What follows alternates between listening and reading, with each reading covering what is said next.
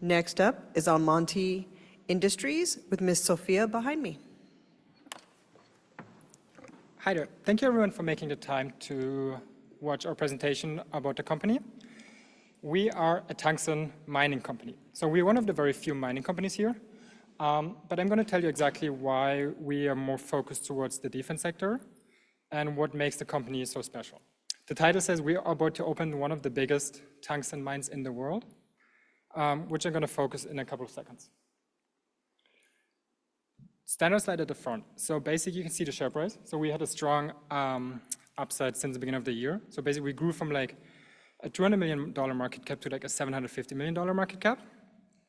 We had like 3-4 news plus the entire geopolitical tensions I'm going to go over in a few seconds. Important, we have Louis Black, that's a red circle, who owns 9.5% of the company. He's the founder and CEO of the company. He's constantly investing, and he believes in the story and is very close. Plan Z GDP is owning 14%. They have the offtake agreement for the phase 1 of the South Korean mine. And then we have Deutsche Rohstoff, who is an investment holding company out of Germany. So basically, these 3 shareholders together have like 35% and are very close to the company. In the board of directors, so we have a few market specialists, a few lawyers and everything, and just announced recently the addition of the General Gustav Perner, who is an ex-general of the United States military. Okay, our US focus. So what makes the company so good is first the de-risking. We managed to de-risk the company, have a solid offtake, a tier 1 project finance, and we will be one of the only companies delivering tungsten to the United States. We already have a small production in Portugal. That material goes to Buffalo Tungsten and soon Pennsylvania. The company itself, so once our project in South Korea that is going to open mid of this year towards the summer is in production, and we're going to expand it. Together with the Portuguese one, we target around 7% of the global tungsten supply. Over 80% is controlled by China, meaning the non-Chinese supply is going to be around 40%.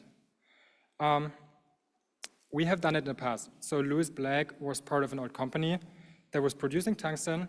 It got sold for 21 times earnings.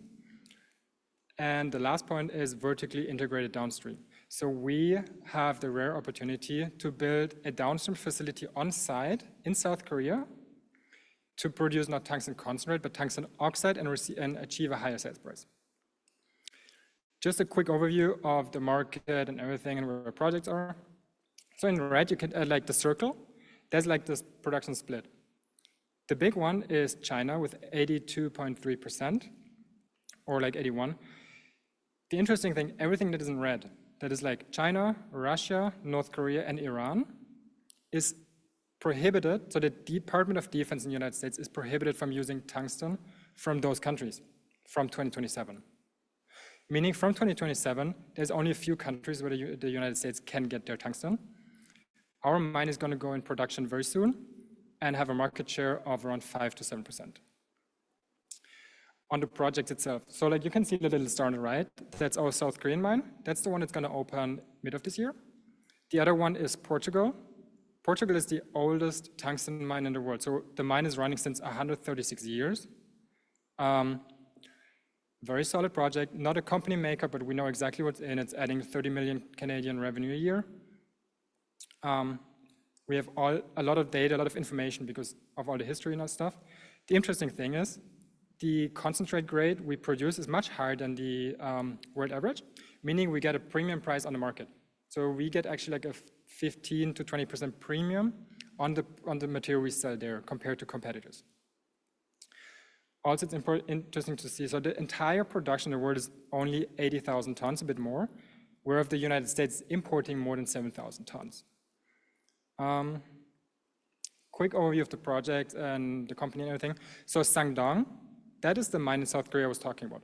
So we have phase 1 coming into production mid of this year.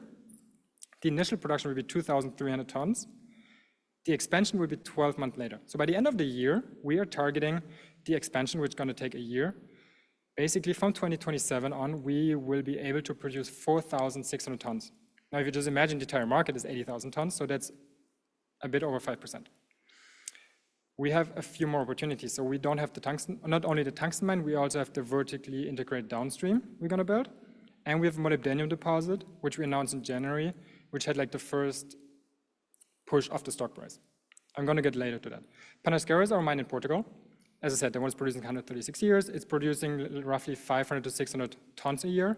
Not a big production, but it's a very solid, constant production, everything. The other thing is US domestication. So we are about to redomicile from a Canadian company towards a US company. So we're going to be in the state of Delaware very soon and pull the trigger for that. What makes this company so interesting compared to other miners is our de-risking. So what we did, so we started with an offtake agreement for our South Korean mine. The interesting thing is, and that's very unique in the space, we have a hard floor. Basically, our floor price is $235 US. We have all the upside but no downside. And the reason for that is that China has collapsed the prices in the 90s, basically driving a lot of tungsten producers towards bankruptcy. Meaning, with such a contract, we know we can successfully produce in whatever market condition is on. We have the full upside. That's interesting. And the offtaker is the tier 1 offtaker. We're going to ship the material to Pennsylvania in the United States. Because of the offtake, we were able to get a tier 1 project finance. So we financed a project with KfW. It's a German state-owned bank. They usually don't do such a small ticket size. And they had like a 2 or 3 years due diligence ongoing. They're still going to site every once in a while.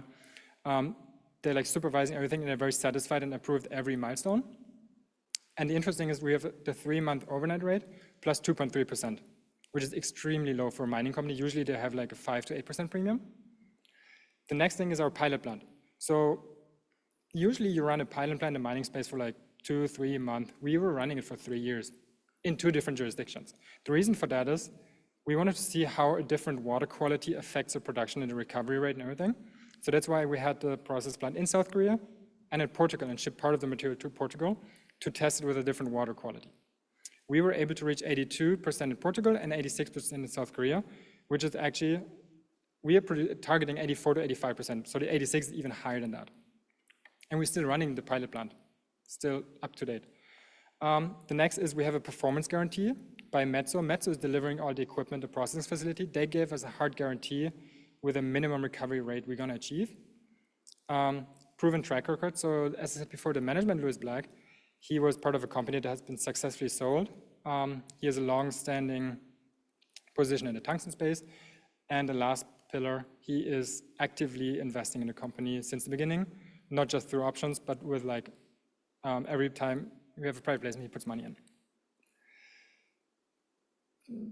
I don't need to focus too much on that. So you can see the tungsten price, because every political thing that's going on, which I'm coming to in a second, the price basically grew from a 330 to 380 in just 4 months of this year. As I said before, our floor price is $235 US, so we have a big upside to the floor price of our contract. The markets are automotive, it's used in EV batteries, industrial, so tungsten is used in the semiconductor production. You use tungsten hexafluoride. It's also part of the construction, of mining and everything. So you have to imagine every mining tool like grinder, cutter, abrasive tools, they all contain tungsten in every industry. Same in the aerospace, so that you have a lot of like in the aerospace, like planes, rockets, everything, they all contain tungsten, because tungsten is one of the hardest materials out there and the most heat resistant element. So it has like a melting point of 3,450 degrees Celsius. That's a bigger slide. So I'm just going to spend a few minutes here. So you can see at the top left, the economic importance. So that's a study from the European Union. They declare tungsten as the most economic important material. Molybdenum, which we have as a separate project, is also quite important. The right side is the political tension. So as I said before, the Department of Defense is restricting from the year 2027 the use of tungsten from Russia, North Korea, China, and Iran. In December 2024, China announced export bans on dual-use material. So dual use is everything that is somehow related to the tungsten space, to the military space. And in February 2025, they increased them and specifically announced tungsten. There were like a few executive orders this year. So there was like a White House order to boost the US mineral supply. There was another one issued last week on actions on critical minerals. The NATO issued a defense critical supply chain roadmap where tungsten has been mentioned. And also, as I said before, the dependency from China and Russia.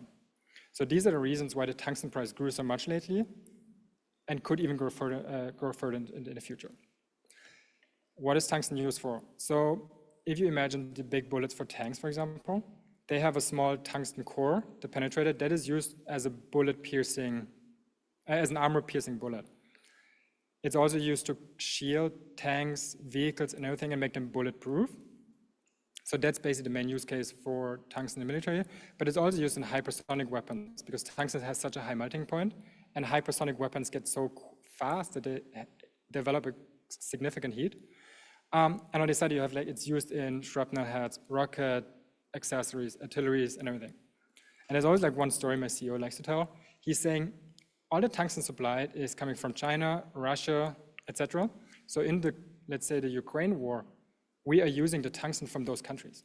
So now you can imagine the supply risk we have, because if China and Russia decide to stop the production or delivery towards the United States has no other source of tungsten. So that's why Almonty is so important to basically solve the supply chain risk for the United States. Quick about the company. So we're becoming a US-based producer. We are business focused. As I said before, we have an offtake agreement, a tier 1 project finance. So we build a company as a solid business case rather than like a junior miner explorer. We have a potential life of mine that is like more than 90 years. So the South Korean project is so big, we could potentially go on for 90 years. And as I said, the management has a strong track record. What was going on in the last few weeks and months? So we just partnered with the American Defense International. It's the biggest lobbyist in the United States in the defense space. We are working with that group basically to position ourselves in the defense space.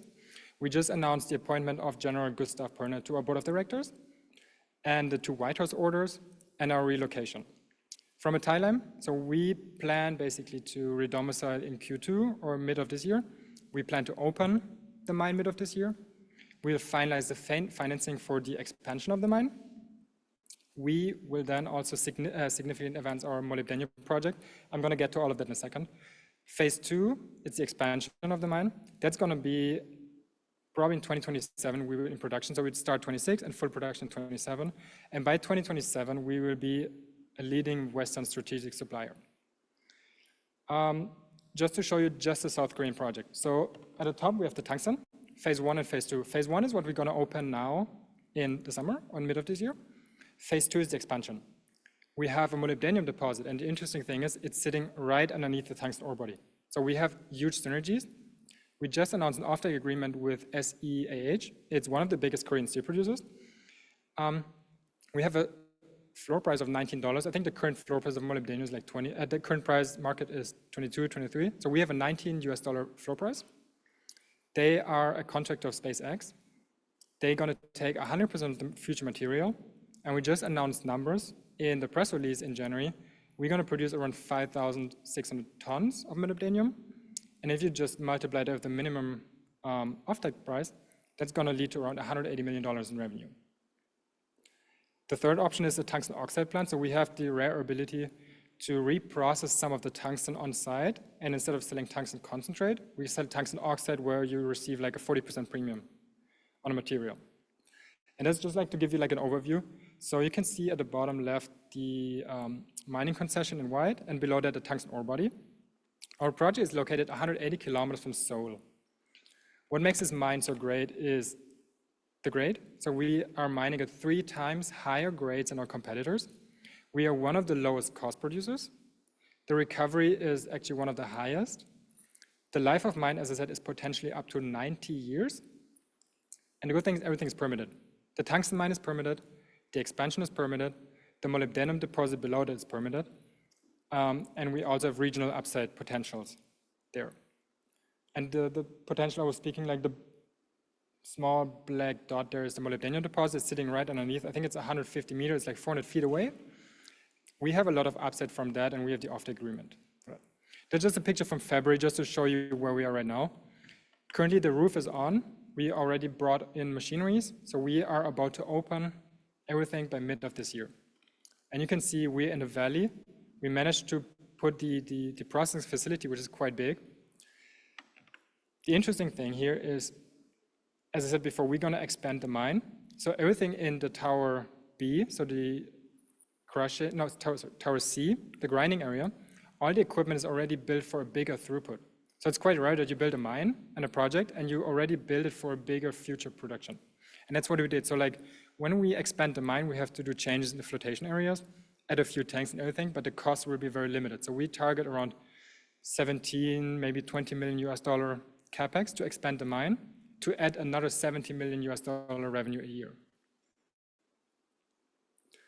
Just from a quick timeline perspective, we are about to open the mine mid of this year. Ramp-up will be quite short with 3 months.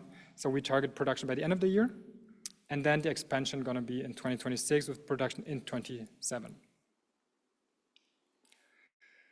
I don't know how much time I have left, but if you want, I can quickly jump into the molybdenum market.